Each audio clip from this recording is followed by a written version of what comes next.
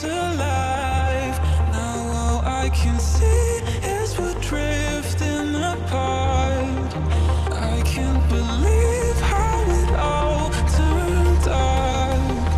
Bring me the light, bring me the light, bring me the light, bring me the light, bring me the light, bring me the light, bring me the light, bring me the light.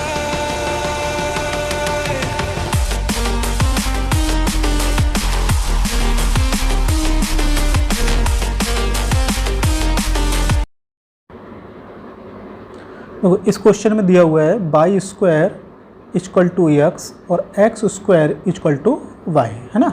इससे boundary reason आपसे पूछा जा रहा है। Boundary reason निकालने के लिए देखो ये काफ़ी स्टैंडर्ड क्वेश्चन है कि जैसे कि आपको दे रखा Y square equal to 4ax और x square equal to 4b/, इनसे बाउंड्री रीजन का जो एरिया होगा वो आपको बताना है। तो इसको याद कर लीजिए, ज़्यादा बेटर रहेगा। इससे जो बाउंड्री रीजन होगा उसका जो एरिया होता है वो हमारा 16/3 होता है ना। तो यहाँ से यदि आपको 4ax 4b/y की फॉर्म में दे रखा है तो वहाँ से a और b आप कंपेयर कर लीजिएगा और एरिया जो है वो याद कर लीजिएगा 16/3 होता है ना। तो यदि इससे हम कंपेयर करेंगे तो यहाँ से a की वैल्यू देखो 4a की वैल्यू इक्वल टू 1 और दूसरे में 4b की वैल्यू इक्वल टू 1। तो a की वैल्यू यहाँ पे कितनी हो गई 1/4, b की वैल्यू कितनी हो गई 1/4।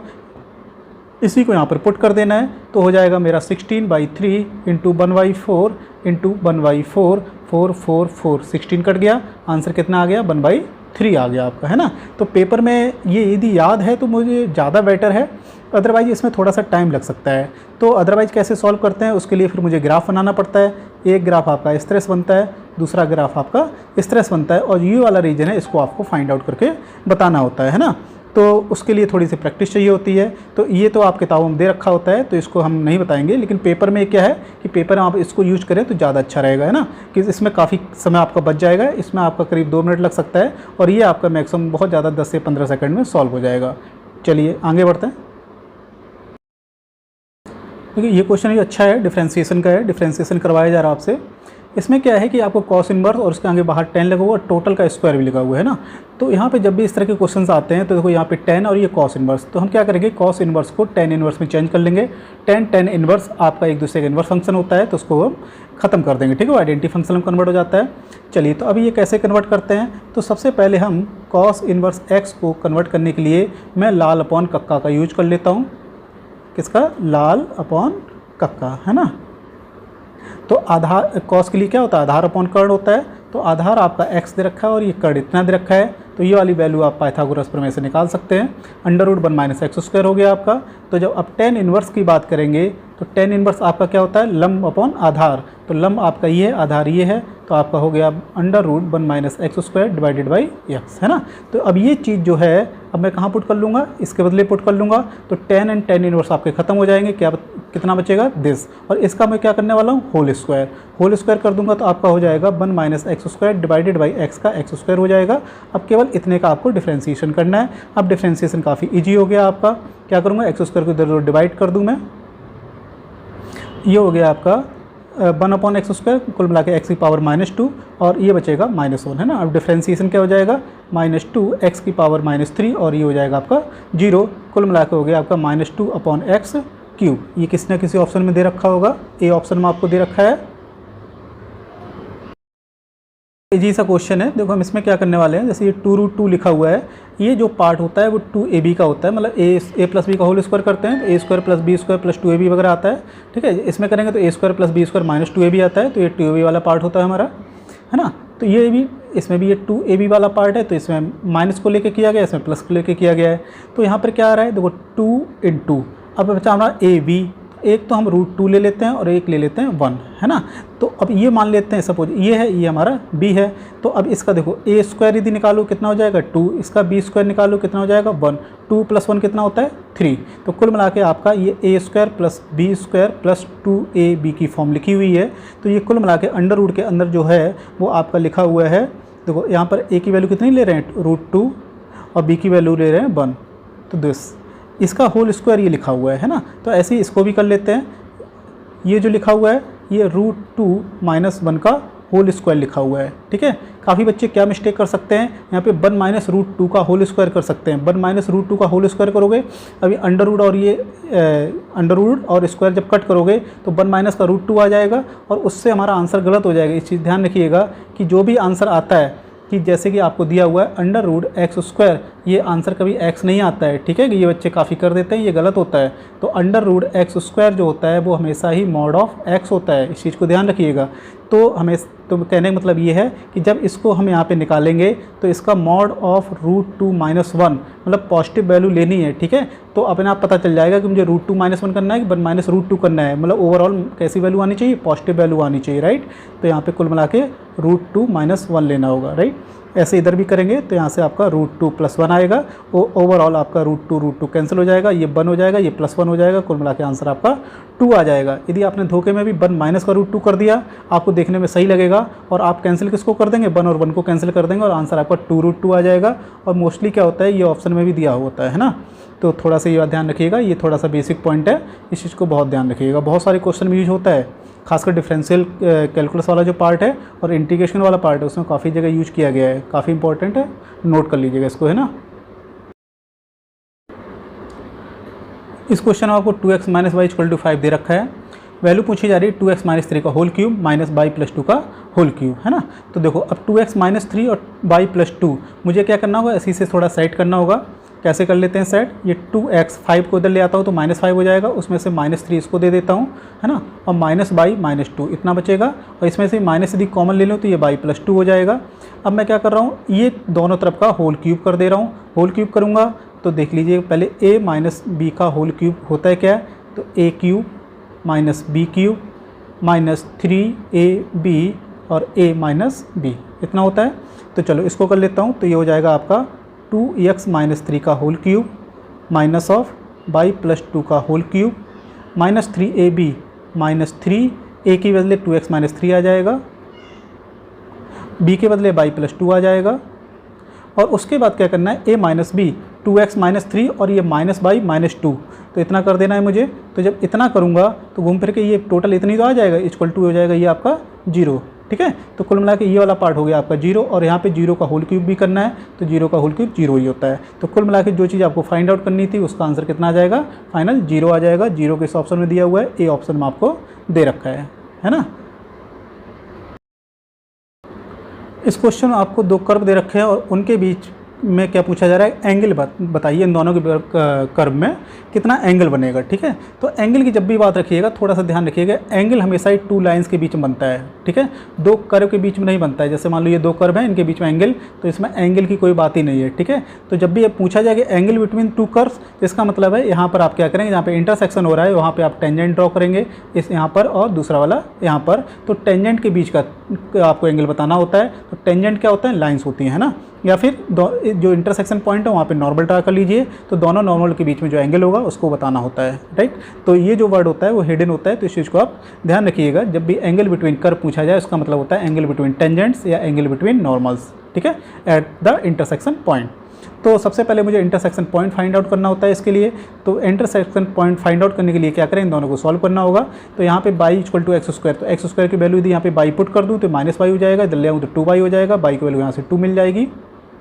y की वैल्यू यदि मुझे 2 मिल गई है तो यहाँ पे पुट कर लेता हूँ, तो x² की वैल्यू 2 हो गई, x² की वैल्यू यदि 2 हो गई है तो x = आपका ±√2 हो जाएगा, क्योंकि ये कर्व जो है वो 2 जगह इंटरसेक्शन करेगा। y = x² आपका कुछ इस तरह से होता है, y = 4 - x², वो कर्व आपका ऐसे बनेगा। तो एक इंटरसेक्शन पॉइंट ये बनेगा और एक ही बनेगा। तो यहाँ पर भी जो एंगल बिटवीन निकलेगा और यहाँ पर जो एंगल बिटवीन निकलेगा दोनों का सेम निकलेगा, इसलिए कोई भी एक एंगल देख लीजिएगा, आंसर सेम ही आएगा। तो यहाँ पे जो कोऑर्डिनेट है आप पॉजिटिव ये वाला ले लीजिएगा, तो यहाँ पे हो जाएगा √2, है ना। तो इस वाले पॉइंट पे आपको क्या निकाल देना है, टेंजेंट निकाल लेंगे, उसी टेंजेंट के बीच का एंगल फाइंड आउट कर लेंगे। तो टेंजेंट वगैरह कैसे निकालते हैं, टेंजेंट की स्लोप निकाल लेते हैं, स्लोप के थ्रू हम एंगल बिटवीन फाइंड आउट करते हैं। तो पहला वाला जो कर्व है यहाँ से हम dy/dx निकाल लेते हैं। तो यहाँ से dy/dx 0 - 2x आएगा और x की वैल्यू √2 पुट कर लीजिए तो -2√2 2 हो जाएगा। ऐसे दूसरा वाला यदि dy/dx निकालेंगे तो वहाँ से कितना आ जाएगा 2x आ जाएगा, और कुल मिला के x की वैल्यू रखेंगे तो 2√2 हो जाएगी। ये हो गया हमारा m1 और ये हमारा हो गया m2। तो अब जो tan थीटा है, तो tan थीटा कैसे निकालते हैं, यहाँ पे मॉड जरूर लगा लीजिएगा, मॉड नहीं लगाएंगे तो आपका गलत हो जाएगा कभी कभी। तो m1 - m2 divided by m1 + m2, वो m1 + m1 m2 हो जाता है ना। तो m1 - m2 इन दोनों का डिफरेंस कितना हो जाएगा, 2 और 2 4, 4√2 हो जाएगा यहाँ पर, डिवाइडेड बाई 1, इन दोनों का मल्टीपल कर लीजिए, माइनस आएगा, 2 दूनी 4, दूनी 8 हो जाएगा, है ना। तो कुल मिलाकर, और देखो फिर इसका मॉड जरूर ध्यान रखिएगा, तो कुल मिलाकर हो जाएगा 4√2 डिवाइडेड बाई 7। तो tan थीटा की वैल्यू इतनी है, तो थीटा कितना हो जाएगा, tan इनवर्स 4√2 डिवाइडेड बाई 7। किस ऑप्शन में दिया हुआ है, ए ऑप्शन में आपको दे रखा है, ठीक है। इस क्वेश्चन में आपको टेंजेंट की कंडीशन पूछी जा रही है। ये क्वेश्चन इलिप्स में भी बहुत पूछा जाता है, हाइपरबोला में बहुत पूछा जाता है। हाइपरबोला में यहाँ पे प्लस के बदले माइनस कर देते हैं, ठीक है, और ऊपर वाले में बिल्कुल सेम रखते हैं। इसका डायरेक्ट शॉर्टकट देख लीजिएगा, यहाँ पे x आ रहा है और x वाला पार्ट ये है, x के साथ क्या आ रहा है cos अल्फ़ा, तो इसको कर लीजिएगा cos स्क्वायर अल्फ़ा। यहाँ पे x² के साथ a स्क्वायर आ रहा है तो a स्क्वायर लिख लीजिएगा, ठीक है। यहाँ पे प्लस है, यहाँ पे प्लस, इन दोनों का मल्टीप्लाई प्लस ही आएगा, ठीक है। तो इस तरह से थोड़ा ध्यान रखिएगा। और बाई के साथ साइन अल्फ़ा आ रहा है तो इसको साइन स्क्वायर अल्फ़ा कर लीजिएगा, बाई स्क्वायर के साथ b स्क्वायर आ रहा है तो यहाँ पे b स्क्वायर लेना है, और यहाँ पर ऊपर वाले का हम जो भी ले रहे हैं स्क्वायर में ले रहे हैं, यहाँ पे क्या है p, तो यहाँ पे p स्क्वायर लेंगे, और इंटू 1 तो p स्क्वायर ही रहेगा, राइट। तो ये जो आंसर है सीधा सीधा आपको कौन से में दिख रहा है, सी ऑप्शन में दिख रहा होगा। यही चीज़ यदि हाइपरबोला में आ जाएगी तो यहाँ पे माइनस हो जाएगा और यहाँ पर माइनस आ जाता है, ठीक है। तो बस इतना से चेंज आता है, काफ़ी इंपॉर्टेंट क्वेश्चन है। ये टी में पैरामेट्रिक फॉर्म दे रखी है, और पैरामेट्रिक फॉर्म को आपको एक सिंगल क्वेश्चन में चेंज करना, मतलब कार्टेशियन फॉर्म में आपको चेंज करना होगा। तो कार्टेशियन फॉर्म में चेंज करने के लिए टी को एलिमिनेट करना होता है, तो वो कैसे कर लेते हैं, तो कॉस और साइन वाले में देखता इनका स्क्वायर्स वगैरह करते हैं, उनको आपस में ऐड कर लेते हैं।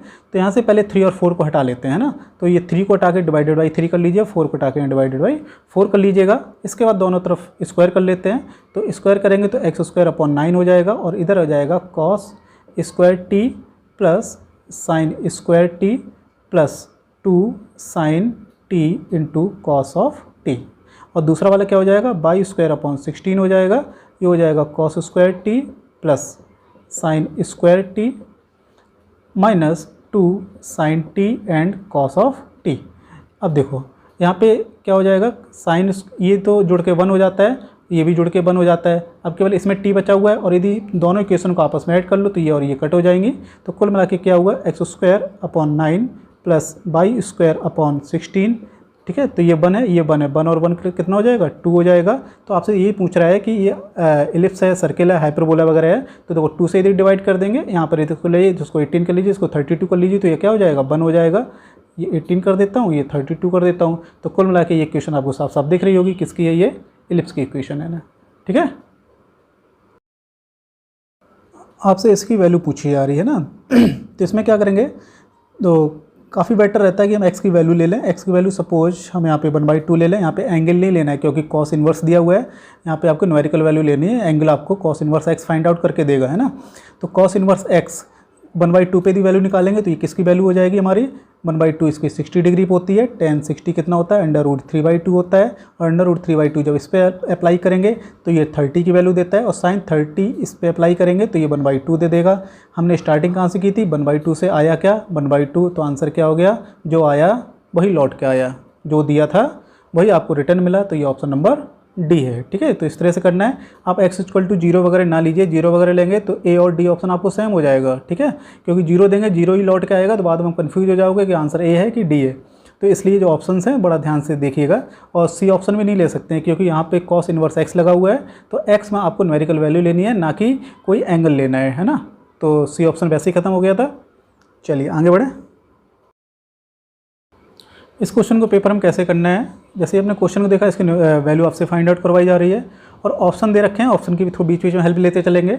तो यहाँ से a कॉमन आ रहा है, यहाँ से b कॉमन आ रहा है, यहाँ से c कॉमन आ रहा है, तो कुल मिला के a b c d common आ गया है, तो कुछ इस तरह का रह गया। तो a b c यहाँ मल्टीप्लाई में आ रहा है, तो a b c केवल मल्टीप्लाई c ऑप्शन में आ रहा है, तो c के सही होने के 99% चांसेस हैं, 1% कहाँ हो गया, अभी ए ऑप्शन बाकी है। यदि सपोज ये जो डिटरमिनेंट आपकी बची हुई इसका आंसर यदि 0 आ गया तो प्रॉब्लम हो जाएगी, राइट, तब ए ऑप्शन भी हो सकता है आपका।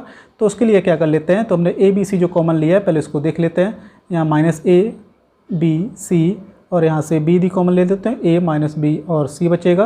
यहाँ से सी कॉमन ले लेते हैं तो ए बी और माइनस सी बचेगा, है ना। तो बस केवल मुझे ये चेक करना है कि इसकी वैल्यू 0 है या इसकी वैल्यू 0 नहीं है। उसके लिए मैं क्या कर लेता हूँ, सारी वैल्यू 1 1 1 पुट कर लेता हूँ। तो मैं 1 1 पुट कर लेता हूँ, तो -1 and 1 1 -1 and 1 1 1 -1, इसको यदि सॉल्व कर लिया जाए तो ये हो जाएगा -1 1 -1 इंटू दिस -1 एंड -1, फिर +1 this into this 1 +1 this, right. ठीक है, ये तो 0 हो गया हमारा।